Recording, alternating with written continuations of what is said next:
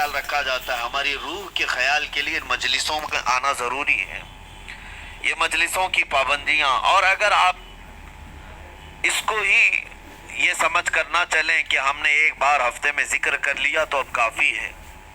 ہماری گاڑی بھی جو ہے پیٹرول بار بار مانگتی ہے، اس کو جس طرح سے چلاتے ہیں اس طرح سے اس کی خواہش بھی ہے. روزانہ گاڑی کو اگر کہیں کھڑی کر رکھیں تو زیادہ پیٹرول نہیں لگے گا، لیکن چلتی رہے تو بار بار پیٹرول کی ضرورت ہے. ہم میں سے ابھی کوئی ایسا نہیں ہے جو بستر پر پڑا ہوا ہے، ہر کوئی چل رہا ہے، پھر رہا ہے، دنیا میں مصروف ہے. تم اپنے کھانے پانے بھی کر رہے ہو، لوگوں سے ملاقات بھی کر رہے ہو، اس کا مطلب ہے تمہاری گاڑی چل رہی ہے اور اس کو پیٹرول بار بار چاہیے. اور یہی جو ایندھن ہے، یہ پیٹرول ہے، اس کا کام یہ اللہ تعالیٰ کا ذکر کرتا ہے. تمہارے جسم کو بیلنس رکھنے کے لیے، تمہاری فکروں کو بیلنس رکھنے کے لیے، تمہارے دماغ کو صحیح سلامت ایک نہج پر رکھنے کے لیے یہ ذکر کی محافل قوت دیتی ہیں.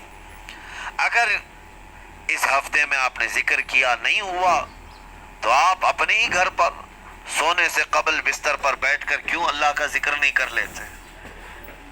5 منٹ 10 منٹ اس مولا کو پکار کر کے سونے میں کیا حرج ہے؟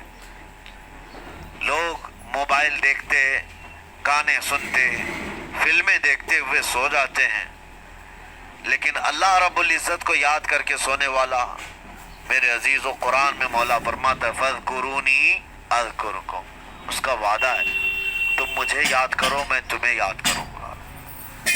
اور اس کی تفسیر میں اللہ تعالیٰ اس قول میں، اس فرمان کی تفسیر میں بزرگوں نے فرمایا اللہ کیسے یاد کرتا ہے بندے کو؟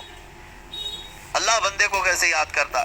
جب تم اس کی یاد میں مصروف رہے، اپنے آپ کو بزی کر رکھا، اللہ تمہیں کیسی